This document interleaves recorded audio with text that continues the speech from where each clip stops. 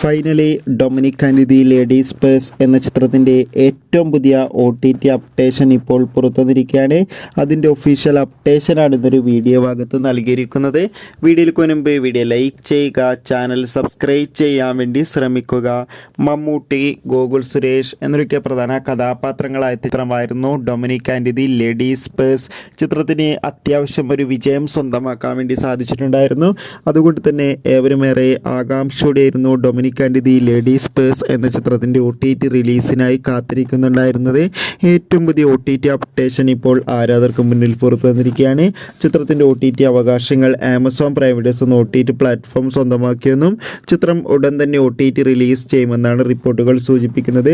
എന്തായാലും ഈ ഒരു ഏപ്രിൽ മാസം തന്നെ ചിത്രം OTT റിലീസ് ചെയ്യുമെന്നാണ് ഇപ്പോൾ റിപ്പോർട്ടുകൾ സൂചിപ്പിക്കുന്നത്. കാത്തിരിക്കാൻ ഡൊമിനിക് ആൻഡ് ദി ലേഡീസ് പേഴ്സ് എന്ന ചിത്രത്തിൻ്റെ കൂടുതൽ OTT അപ്ഡേഷൻ അറിയാൻ വേണ്ടി.